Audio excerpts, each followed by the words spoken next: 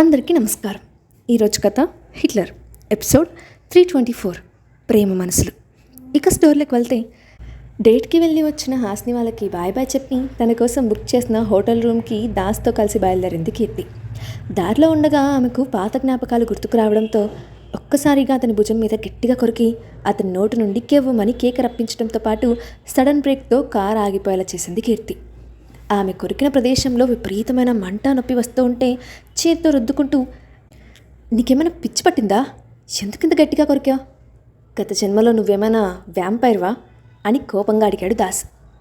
నేను కనీసం వ్యాంపైర్ అయి ఉంటే ఎప్పుడో నీ రక్తం తాగెద్దును, కాదు కాబట్టే బ్రతికిపోయావు. ఫస్ట్ టైం నన్ను నీ కారు ఎక్కించుకొని రోడ్డు మధ్యలో వదిలేసి వెళ్ళిపోయావు, గుర్తుందా అని ఉక్రోషంగా అడిగింది కీర్తి. ఆ విషయం నీకు ఇప్పుడెందుకు గుర్తొచ్చింది? అప్పుడంటే నువ్వు నా గర్ల్ ఫ్రెండ్ అవుతావని తెలియక పొరపాటు చేశాను. ఆ తర్వాత నీతో అలా బిహేవ్ చేయలేదు కదా, ఇంకెందుకు నీకంత కోపం అని భయంగా అడిగాడు దాస్. అప్పటి నుంచి నీ మీద పగ ఉండిపోయింది. అనుకోకుండా ఈరోజు గుర్తొచ్చి తీర్చుకున్నాను. నాకు అసలు బాకీ ఉంచుకోవడం పెద్దగా ఇంట్రెస్ట్ ఉండదు అని స్టైల్గా చేతికున్న నెయిల్ పాలిష్ చూసుకుంటూ చెప్పింది. మా తల్లే, నిన్న ఆడవాళ్ళందరూ ఆదర్శంగా తీసుకుంటే భర్తలందరూ నాలాగా అడుక్కు తినిపోతారు. ఎలాగో 4 ఏళ్ల క్రితం జరిగిన దానికి ఇప్పుడు రివెంజ్ ఏంటో నాకు అసలు అర్థం కావడం లేదు. నీలాంటి రాక్షస జాతి ఆడవాళ్ళకి ఒక నమస్కారం అంటూ ఉడుక్కుంటూ చెప్పి కార్ స్టార్ట్ చేశాడు దాస్. కాసేపటికే హోటల్కి చేరుకున్న దాస్ కార్ పార్క్ చేసి కీర్తిని తీసుకొని నేరుగా టాప్ ఫ్లోర్లో ఉన్న రూమ్కి వెళ్ళాడు.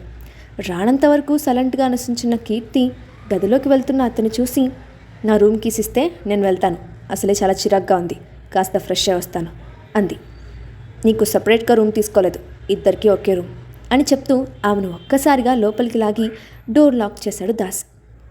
ఆ హఠాత్ పరిణామానికి కంగుతున్న కీర్తి, నన్నెందుకు లోపలికి లాగా? అసలు ఇద్దరికీ ఒకే గది ఎందుకు తీసుకున్నావు? కనీసం సపరేట్ బెడ్స్ కూడా లేవు. అసలు నీ ఉద్దేశం ఏంటి అని కంగారుగా అడుగుతూ 2 అడుగులు వెనక్కి వేసింది. ఒక్కొక్క షర్ట్ బటన్ విప్పుతూ ఆమె కళ్ళల్లోకి కోరికగా చూస్తూ, మరీ అంత అమాయకంగా అడుక్కోకు బేబీ, నువ్వేమీ పాలు తాగే పసిపిల్లవు కాదు. ఈ పాటికి నా ఉద్దేశం అర్థమైపోయి ఉంటుంది కదా, ఇంకా ఎందుకు ఆలోచిస్తున్నావు?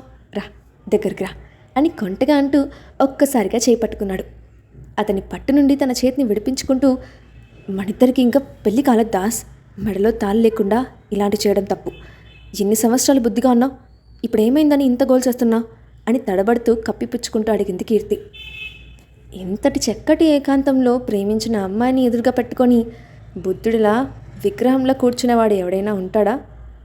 అలా ఉంటే నా స్టామినాకి మాట వచ్చేదు అని మత్తుగా అంటూ ఆమెను బలంగా చుట్టుకున్నాడు దాస్.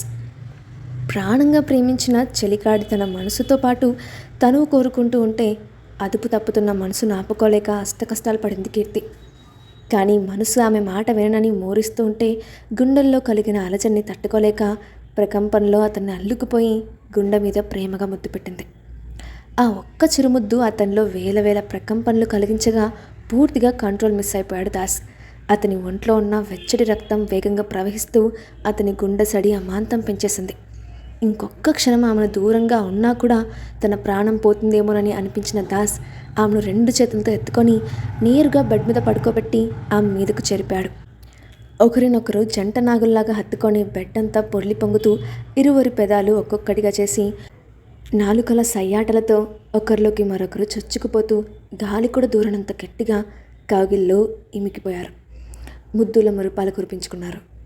కాసేపటికి ఆమె ఊపిరి భారం అవ్వడంతో ఆమె పెదాలను వదిలి గుండెల మీద తలపెట్టుకొని ప్రశాంతంగా కళ్ళు మూసుకున్నాడు దాస్.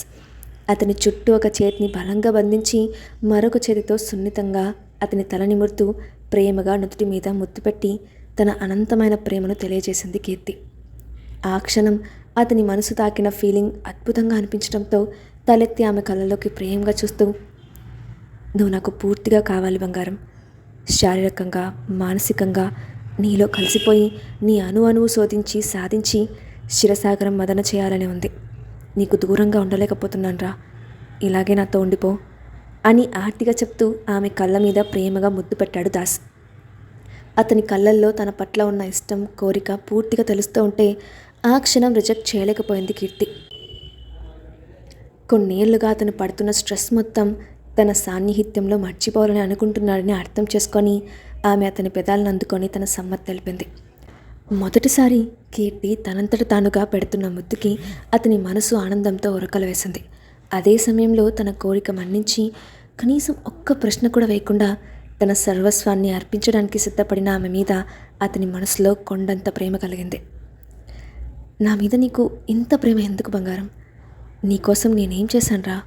3 ఏళ్లుగా నేను నీ మెడలో తాళి కట్టే క్షణం కోసం ఎదురు చూస్తూ ఉన్నావు. కానీ ఒక్కసారి కూడా నన్నెందుకు నిలదీయలేదు? ఒక ఆడపిల్లగా నీ మనసులో ఉండే సహజ సిద్ధమైన భయాలన్నింటినీ కేవలం నా కోసం పక్కన పెట్టి నిన్ను నువ్వు ఇవ్వడానికి రెడీ అయిపోయావా? అనంతమైన నీ ప్రేమను అందుకునే అర్హత నాకుందా అని ఎమోషనల్గా అడిగాడు దాస్. నువ్వు ఎందుకని అడిగితే ఏమని సమాధానం చెప్పను? రంగు రూపం చూసి పుట్టేది నిజమైన ప్రేమ కాదు. నేను నీ అందమైన మనసుని ప్రేమించాను. హుందాగా ఉండే నీ వ్యక్తిత్వానికి ఆకర్షించబడ్డాను. నీ ధైర్య సాహసానికి ఆకర్షరాలనయ్యాను. నిన్ను పూర్తిగా నా మనసు నిండా నింపేసుకున్నాను. నిన్ను చూడకుండా నీతో మాట్లాడకుండా ఒక్క క్షణం కూడా గడపలేని పరిస్థితికి వచ్చేశాను. అందంగా రాకుమారిలా ఉండే నీ పక్కన నేను సరిపోతానా అని అప్పుడప్పుడు నాకు భయం వేస్తోంది. నువ్వు లేకుండా నేను బ్రతకలేను Das. I love you so much అని తన మనసులోని భావాలను అందంగా అతనికి వ్యక్తపరిచింది కీర్తి. నీకు తప్ప మరొకరికి నా పక్కన ఉండే అర్హత లేదు. ఎలాంటి స్వార్థం లేని నీ మనస్తత్వం నాకు చాలా ఇష్టం. ఎప్పుడో నువ్వు నా ఆరో ప్రాణంలా మారిపోయి గుండెల్లో తిష్ట వేశావు. నా జీవితానికి నువ్వే నా భార్యవి, నేనే నీ భర్త. మనల్ని విడదీసే అవకాశం ఎవ్వరికి ఇవ్వను. ఐ లవ్ యూ బంగారం అంటిల్ మై లాస్ట్ బ్రీత్ అని గట్టిగా చెప్తూ సున్నితంగా ముద్దు పెట్టుకున్నాడు దాస్. ఆ మాటకి అతని వైపు ఆరాధనగా చూస్తూ తను కూడా ముద్దులో చెతకల్పి తన ఇష్టాలను తెలియజేసింది కీర్తి. కొద్దిసేపటి తర్వాత వాళ్ళిద్దరి ముద్దు మురిపాలకు బ్రేక్ ఇచ్చిన దాస్ బాత్ చేసి ఒంటి మీద టవల్ మాత్రమే కట్టుకొని బయటకు వచ్చాడు. అతని ఆహార్యం చూసిన కీర్తి షాక్లో నోరు తెరిచింది. తెల్లని కండలు కలిగిన శరీరం మీద అక్కడక్కడ నీటి చెమ్మతో విశాలమైన ఛాతితో చూడ్డానికి కళ్ళు తిప్పుకోవాలనంత అందంగా ఉంటున్న అతన్ని చూసి కళ్ళు అప్పగించి చూస్తూ ఉండిపోయింది. నా కాబోయే పతిదేవుడు చాలా అందగాడు. వీడిని కాపాడుకోవడం నా జన్మంతా సరిపోతేమో. హీరోలకి ఏమాత్రం తీసిపోని విధంగా ఉన్నాడు. ఇప్పటికే ఎంతమంది అమ్మాయిలు కళ్ళు పడ్డాయో ఏంటో అనుకోగాని ఆమెలో ఒక్కసారిగా జలసి తన్నుకుంటూ వచ్చేసింది. కానీ ఆ క్షణం అతను విప్పిన బట్టలు తప్ప మరొకటి అక్కడ కనిపించకపోవడంతో బెడ్షీట్ తీసుకొని అతని భుజాల నిండా కప్పి అతని వైపు కోపంగా చూస్తూ ఉండిపోయింది. ఆమె చేసిన పనికి నవ్వుకుంటూ, ఈ గదిలో నువ్వు నేను తప్ప మరొకరు లేరు, వచ్చే అవకాశం కూడా లేదు. కానీ మేడం మాత్రం ఎవరో చూస్తారన్న జలసితో దుప్పటి తీసుకొచ్చి కప్పేశారు. ఇదేమైనా న్యాయంగా ఉందా అని అడిగాడు. న్యాయమో అన్యాయమో నాకు తెలీదు. నువ్వు బాడీ ఎక్స్పోజ్ చేయడానికి మాత్రం వీల్లేదు. ఇప్పటికీ నన్ను ఎంతమంది నుండి కాపాడుకోవాలో తెలియక చేస్తున్నాను. నువ్వు ఇలాగే బయట కూడా నీ కండలు ప్రదర్శిస్తే నేను అన్యాయం అయిపోతాను.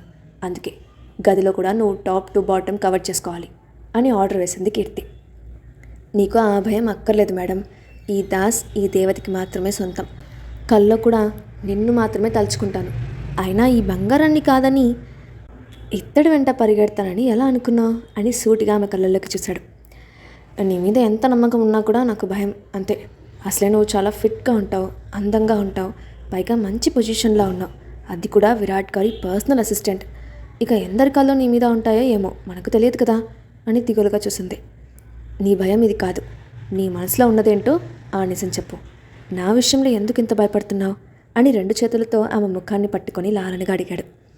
ఆ మాటకి ఒక్క క్షణం దీర్ఘంగా ఊపిరి పీల్చి, నువ్వేమో చూడ్డానికి హీరోలా ఉంటావు, నేనేమో చామంచాయ రంగులో సాధారణమైన అమ్మాయిలా ఉంటాను. చదువు, ఉద్యోగం, స్థాయి దేనిలోనూ నీతో సరితూగను. నీ చుట్టూ తిరుగుతున్న ఎంతోమంది అమ్మాయిలు కాదని నన్ను ఇష్టపడ్డావు. ఆ విషయంగా భవిష్యత్తులో మన మధ్య గొడవలు వస్తాయేమో నాకు చాలా భయంగా ఉంది అని నెమ్మదిగా తన మనసులోని మాటల్ని బయటపెట్టింది కీర్తి. పిచ్చి మొద్దు, ఇది మైండ్లో పెట్టుకొని భయపడుతున్నావా? మనిషికి అందం ఉంటే సరిపోదు, గుణం ఉండాలి. భర్త పరిస్థితి అర్థం చేసుకొని సహకరించే మనసు ఉండాలి. మానసికంగా నువ్వు చాలా స్ట్రాంగ్గా ఉంటావు. నేను స్ట్రాంగ్గా ఉంటాను. రంగు తక్కువైతే వచ్చే నష్టం ఏంటి? అందం శాశ్వతం కాదు. ఇద్దరి మధ్య ఉండే ప్రేమ, నమ్మకం శాశ్వతం. ఇక చదువు, ఉద్యోగం ఎక్సెట్రా ఇవేవి మనం బ్రతకడానికి తప్ప క్యారెక్టర్ నిర్ణయించడానికి రావు. ముఖ్యంగా గతంలో నా చుట్టూ అమ్మాయిలు పెద్దగా తిరగలేదు. అందుకు నేను విరాట్ సార్ అసిస్టెంట్ కావడమే కారణం. ఆయన చెప్పిన మాటలు చేయడానికే టైం సరిపోయేది. ఇక అమ్మాయిల మీదకి దృష్టి ఎందుకు వెళ్తుంది? పైగా వాళ్ళంతా డబ్బు వెంట పడే బ్యాచ్. నా నేచర్కి అస్సలు సెట్ అవ్వదు. ఈ బంగారు బొమ్మ నా జీవితంలోకి వచ్చే వరకు నాకు అసలు ప్రేమ భావాలు ఎలా ఉంటాయో కూడా తెలియదు. మొదటిసారి నీ చేతిని పట్టుకున్నప్పుడు ఆ ఫీలింగ్ నేను పొందాను. కోమాలో ఉన్నప్పుడు నీ మాటలు నా మనసుకి చేరిన శరీరం స్పందించలేకపోయింది. కళ్ళు తెరిచాక మొదటి క్షణం నాకు కనిపించింది నువ్వే, వినిపించింది నీ మాటే. ఆ క్షణం నా మనసు పూర్తిగా నీ ఆధీనంలోకి వెళ్ళిపోయింది. నిన్ను చూడకుండా మాట్లాడకుండా ఉండలేకపోయేవాడిని. కానీ మన చుట్టూ ఉన్న పరిస్థితుల కారణంగా దూరంగా ఉండిపోయాను. విరాట్ సార్ ఇంకా హాస్ని మేడం మన జీవితంలో చాలా ముఖ్యమైన వాళ్ళు.